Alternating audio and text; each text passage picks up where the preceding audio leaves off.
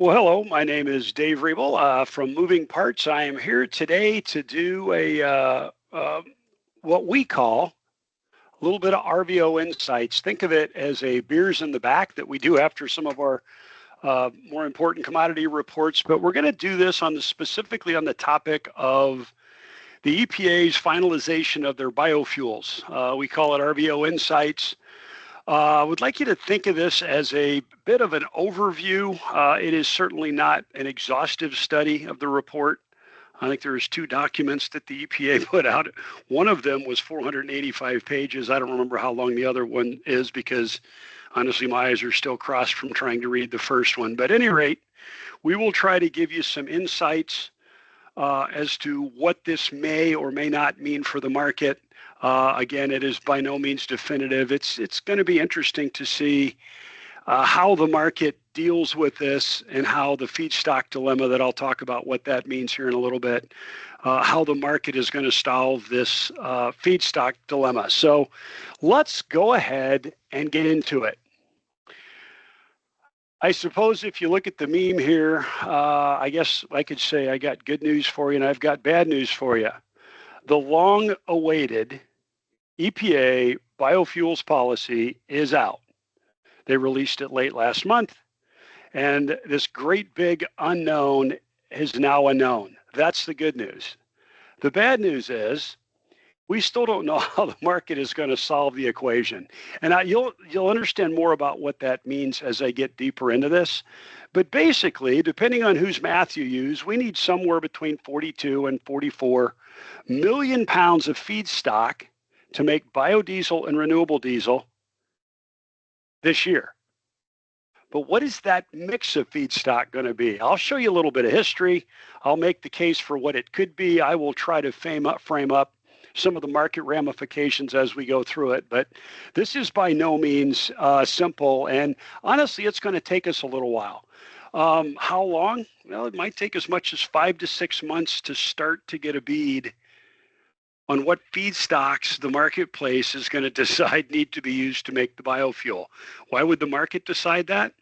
Well, prices of this oil and that oil move every day, and which is the most economical isn't always the same day to day or week to week or month to month. And so as one feedstock gets tight and the other one becomes more available, price relationships change, and therefore the margin to make biofuel out of the different feedstock changes, and certainly the biofuel producers will respond to that. So this was, and probably will remain a moving target for some time going forward here. So what do we know? Well, again, we know that the EPA late last month finalized and published the rules for biofuel mandates for 2026 and 2027. They're called renewable volume obligations. Seems like acronyms run rampant in the biofuel space, but RVO stands for renewable volume obligation. In English, that means mandates, biofuel mandates. What the EPA gave us is they said volume requirements for biomass-based diesel, BBD, another acronym for you. By the way, that is EPA code for biodiesel and renewable diesel, both made from veg oil, are set at 5.4 billion gallons, which is almost half again as big as they were last year. That's a big increase, needless to say. Now, did that 5.4 number surprise the market? Not in the least. Matter of fact, a week or two before the announcement came out from the EPA, Bloomberg published on one of their insider websites that exact number, and a number I'm going to show you here in a minute, and a small refinery exemption, SRE. By the way, there's another acronym for you. Reallocation of 210 million gallons. So this was pretty well signaled to the market. There was even a Reuters sources said article out several months ago that gave us a range of expectations. This is right at the midpoint of that range. So I would argue that the numbers that we got were not surprising to the market. So you might say, why have prices, which are just coming off 70 cents yesterday, why are prices so high? Well, some of it might be this, just that we now have it in black and white. I think really the primary reason we got soybean oil futures to 70 cents is because energy prices have gotten very expensive. That has nothing to do with this. That is all about the war in Iran. I think that's the biggest reason for why we're up here, but that's not what we're here to talk about today. So what are we going to talk about today? We're going to talk about biofuels. So what are the implications of this? Well, obviously, this is a big increase. This is I think the Trump administration would tell you, a promise kept. The renewable fuels industry has kind of felt slighted here in recent years. All these new crush plants we built, or the industry has built to supply feedstock for the biofuel program, all the new biofuel production facilities that have been built in recent years to supply what we thought, or the industry thought, was an ever increasing set of requirements, felt like they've been kind of forgotten. And clearly farmers like these programs as well. So the Trump administration has set about setting this policy on a course that many would tell you it should have been on all along, to where we have higher mandates. As I showed you before, a 48% increase over last year's mandates. They have also made a move to not prohibit imported feedstocks and imported biofuels, but certainly to give domestic production and domestic feedstocks an advantage. That's the second bullet down here. It's the change in the tax credit. The old biodiesel tax credit, BTC, there's another acronym for you, was $1 a gallon. You made a gallon of biofuel and you blended it, you got $1 a gallon. Pretty simple, pretty easy to administer. This 45Z tax credit, for starters, is prohibited for any imported biofuel or any domestically produced biofuel that is produced with an imported feedstock, except for our friends in Canada that send canola oil down here. They can still participate in the biofuels tax credit. Other product made from imported feedstocks cannot. Soy oil share of the feedstock, that's the largest single feedstock that we have used to make biofuels in the past, because it's the most produced of all the veg oils down here in the U.S. And really, that's one of the big variables that we're going to show you here, is trying to forecast what share of this biofuel feedstock mix is going to have to come from soybean oil. So there's a lot of numbers on this page. Matter of fact, I think I might just, I want to point out a couple things here. Here are your 2 years that, by the way, the EPA gave us RVOs for 2026 and 2027. Okay, here are the numbers. These are all in RIN gallons, or no, they're in actual gallons here. Here's the 5.4 this year. That goes up to 5.7 next year. Here's the reallocation of SREs. Those are small refinery exemptions. Don't want to get too far off into the detail ditch on that, but that is additional volume of renewable fuel that will have to be made to comply with the renewable fuel standard here. You want to see those numbers in chart form? The 2 colors you see in the bars, blue is ethanol. The EPA refers to that as conventional biofuel, but it's ethanol. The orange is advanced biofuel. That is all biofuels that are seen to reduce carbon emissions relative to the petroleum equivalent, that's diesel fuel, by 50% or more. This is what the biomass-based diesel I talked about is nested in.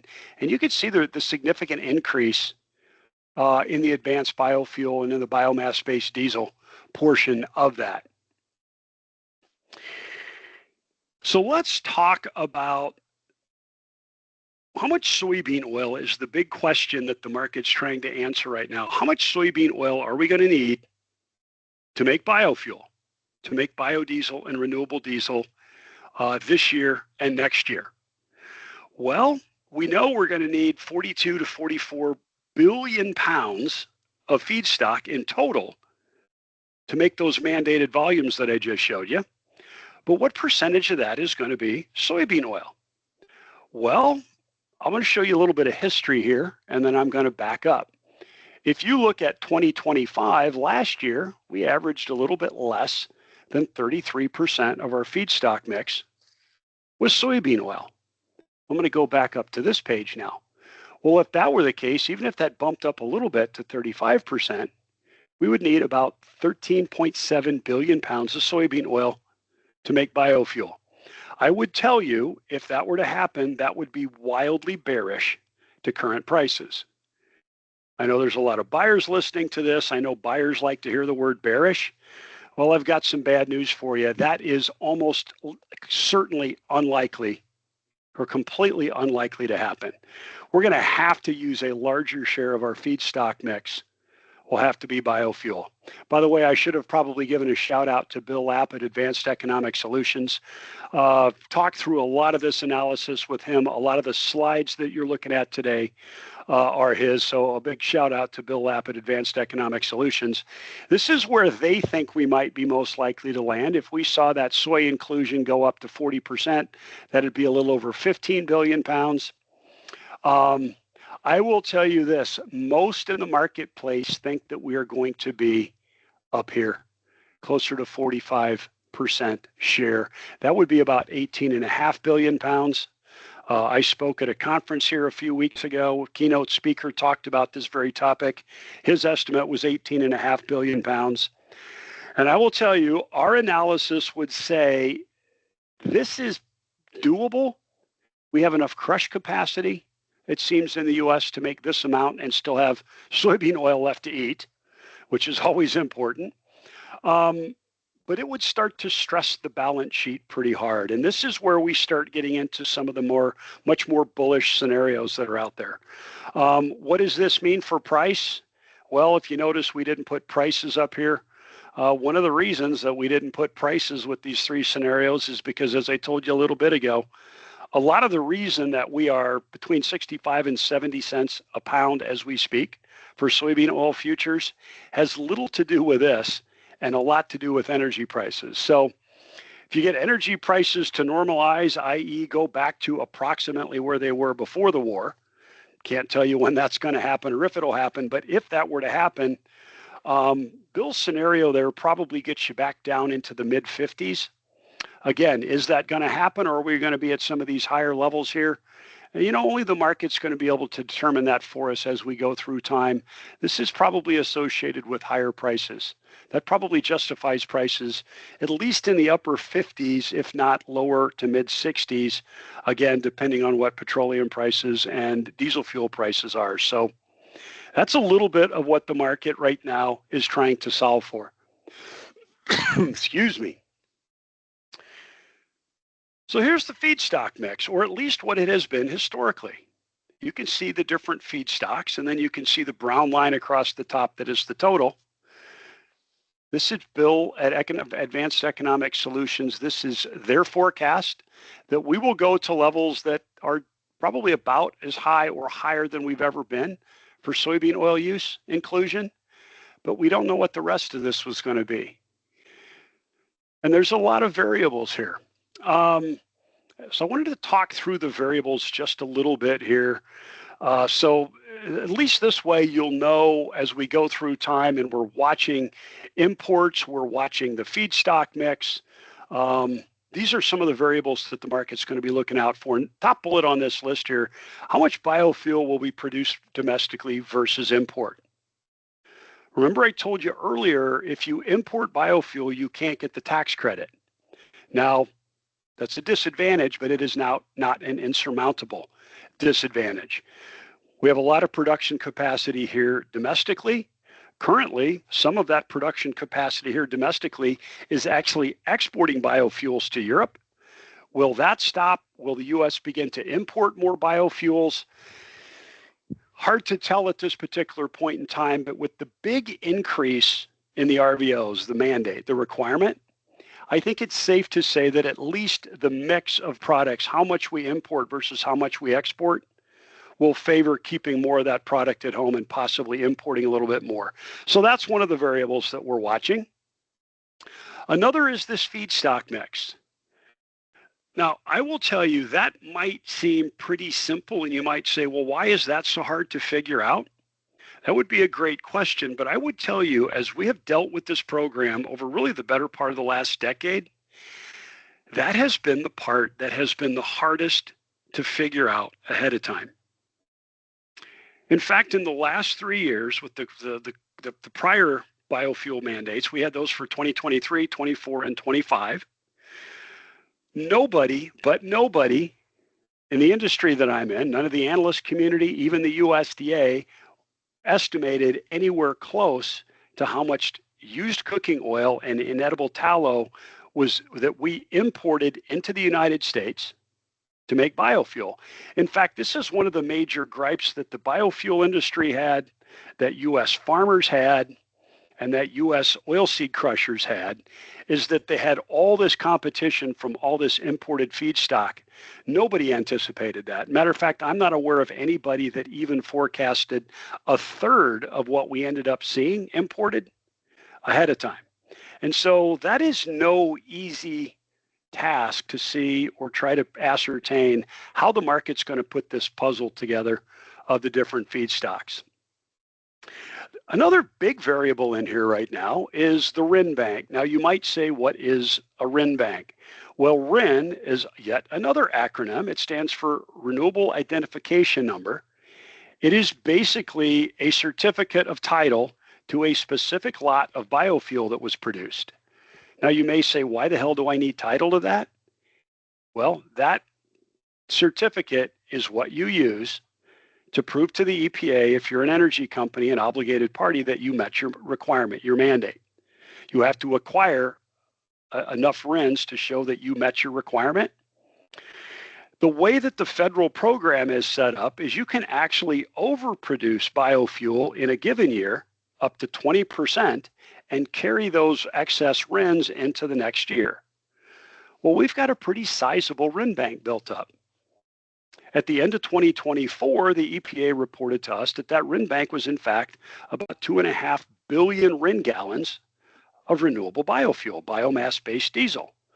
Well, that's a pretty hefty head start. How much of that RIN bank will we have to consume to make the mandates, these very large mandates for the next 2 years? That's another thing that the market's going to have to try to figure out. And a lot of the answers to these questions are going to determine just how difficult and how tight the veg oil markets get.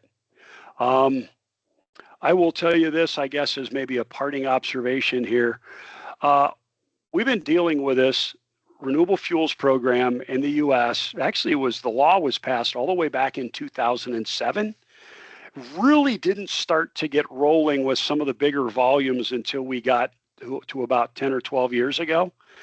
But in the last 10 or 12 years, as we've been dealing with this and trying to look at this, there's been quite a few times in the past that I can remember sitting in a boardroom of one of my customers about 15 years ago, asking the question, how in the world are we ever going to find an extra 3 billion pounds of soybean oil to make biofuel? In reality, we're using 5 times, or we're likely to use at least 5 or 6 times that much this year. So markets have been pretty amazing in finding the feedstock to make this. But when you look at this large an increase in mandates, there is reason for concern. And as a veg oil consumer, which I would assume you might be a veg oil customer of ours that is listening to this webinar, that is what you want to know, and that's what we're trying to help you figure out here today. So hopefully this has been helpful. Hopefully I haven't gotten too far off into the detail ditch and you've been able to follow me through all this. If you have any questions or any comments on what you'd like us to talk about in future webinars, here's our contact info. We would certainly love to hear from you. And as always, be careful out there.